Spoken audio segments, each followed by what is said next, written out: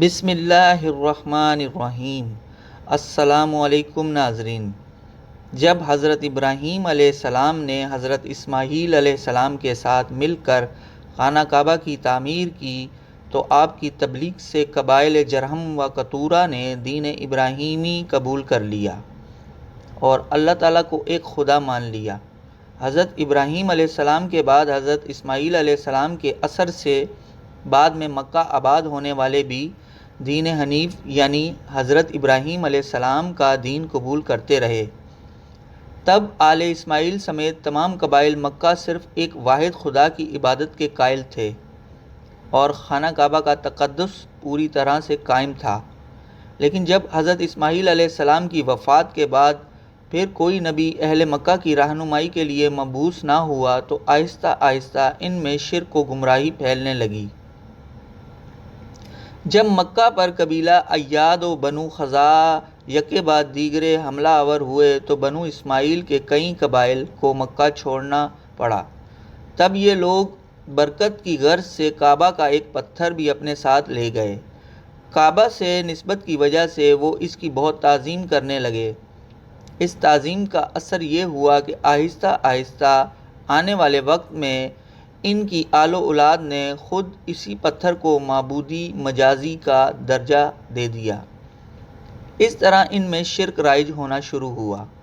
لیکن حقیقی معنوں میں عربوں اور خصوصاً اہل مکہ میں باقاعدہ شرک و بت پرستی کا آغاز حضرت ابراہیم علیہ السلام سے کم و بیش 2500 سال بعد ہوا۔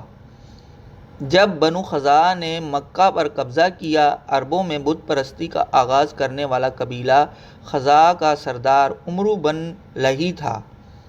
یہ شخص خانہ کعبہ کا متولی تھا۔ ایک بار جب وہ شام گیا تو وہاں اس نے لوگوں کو بتوں کی پرستش کرتے دیکھا۔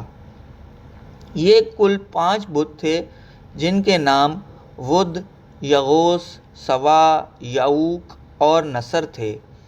ان بتوں کو قوم نوح علیہ السلام پوجا کرتی تھی۔ یہ شخص وہاں سے ان کے بت ساتھ لے آیا اور واپسی پر ان کو جدہ کے ایک مقام پر دفن کر دیا۔ جب مکہ واپس پہنچا تو وہاں مشورہ کیا کہ اسے اس کے تابع جن نے ان بتوں کا پتہ بتایا ہے جنہیں قوم نوح پوجا کرتی تھی۔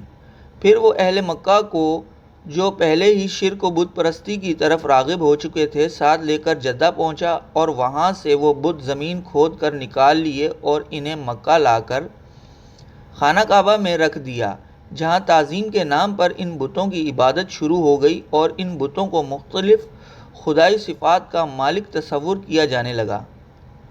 آہستہ آہستہ اہل مکہ خود نئے نئے بتوں کو ڈھالنے لگے اور تب بہت سے ایسے بت بنائے گئے جنہیں آنے والے دور میں مشرکین عرب میں بے پناہ اہمیت حاصل ہوئی۔ چونکہ کعبہ کی وجہ سے مکہ پورے جزیرہ نما عرب کا مرکز تھا، تو جب باہر سے مختلف قبائل کے لوگ حج کے دنوں میں مکہ آتے تو وہاں ان بتوں کی پرستش ہوتی تھی۔ دیکھ کر واپسی پر ان بتوں کی شبیہیں بنوا کر ساتھ لے جاتے اور اپنے علاقے میں ان کو نصب کر کے ان کی پوجا شروع کر دیتے۔ آپ صلی اللہ علیہ وآلہ وسلم کی ولادت مبارکہ کے وقت عربوں اور خصوصاً مشرکین مکہ میں جن بتوں کو بہت اہم جانا جاتا تھا ان کی تفصیل میں آپ کو بتاتا ہوں۔ ان میں سب سے پہلا نام حبل دیوتا کا آتا ہے۔ یہ مشرکین مکہ کے سب سے اہم ترین بتوں میں سے ایک تھا۔ دراصل یہ اہل شام کا دیوتا بال تھا جس کے معنی طاقتور کے ہیں اور جسے عربوں نے بال کی تحریف شدہ شکل حبل کا نام دیا۔ یہ بت قریش مکہ کو انسانی مورت کی شکل میں ملا جو سرخ عقیق سے تراشا ہوا تھا۔ اس کا دایاں ہاتھ ٹوٹا ہوا تھا۔ قریش مکہ نے وہ سونے کا بنوا کر لگا دیا۔ حبل خاص خانہ کعبہ کی چھت پر نصب تھا۔ مشرکین مکہ جنگوں میں اسے حبل کا نام لے کر نعرے لگاتے تھے۔ فتح مکہ کے موقع پر حضرت علی رضی اللہ تعالی عنہ نے اسے پاش پاش کر دیا۔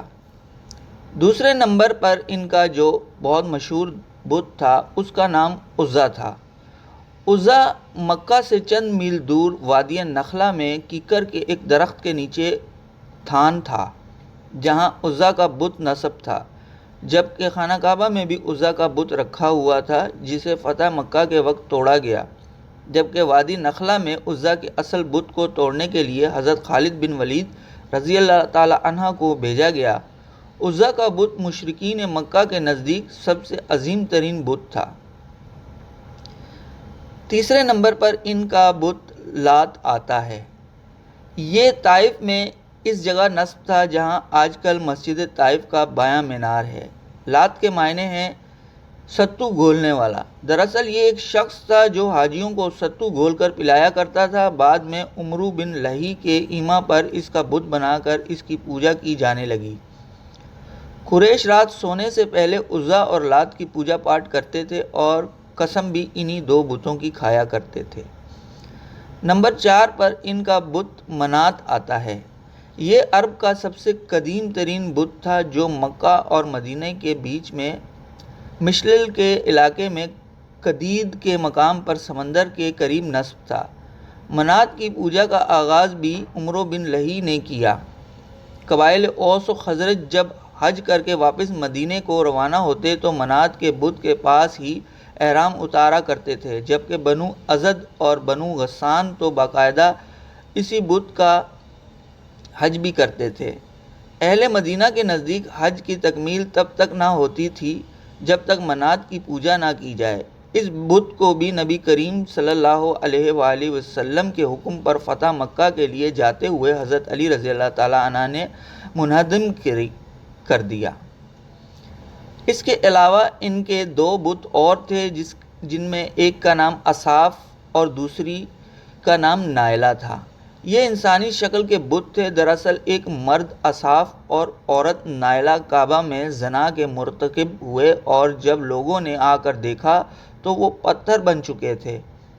اہل مکہ نے انہیں عبرت کے لیے صفا اور مروہ پر رکھ دیا تھا، مگر انہیں بھی عمرو بن لہی حرم کعبہ میں لے آیا اور زمزم کے پاس رکھ دیا۔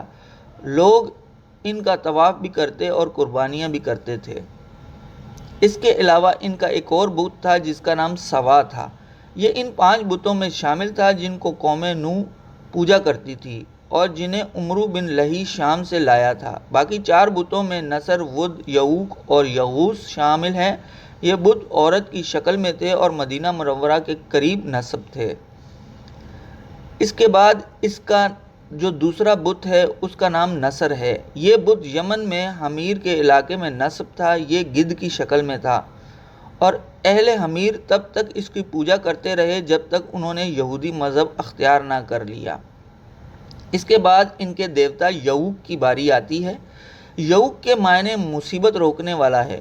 گھوڑے کی شکل والا یہ بت عمرو بن لہی شام سے لایا تھا اور اسے بنو ہمدان و خولان کے حوالے کیا تھا جو اسے اپنے ساتھ یمن لے کے گیا اور اسے صنعا سے کچھ فاصلے پر ارہب کے مقام پر نصب کر کے اس کی پوجا شروع کر دی۔ اس کے بعد ان کا بت یغوث آتا ہے۔ یہ بت بھی یمن کے ایک علاقے اقمہ میں نصب تھا۔ یہ شیر کی شکل کا بت تھا۔ یغوث کے معنی فریاد کو پہنچنے والا ہے۔ ان کے علاوہ آئم، الزینان، اکیسر، الجلسد، ذوالخلصہ، ذوالعشرہ اور ذوالکفین بھی عربوں کے اہم بتوں میں شامل تھے، جبکہ غیر اہم بتوں کی ایک کثیر تعداد ان کے علاوہ تھی۔ اپنے پاک پروردگار سے میری یہ دعا ہے، یا اللہ ہمیں نیک رستے پر چلنے کی توفیق عطا فرما اور شرک جیسے گناہ کبیرہ سے بچنے کی توفیق عطا فرما۔ آمین ثم آمین۔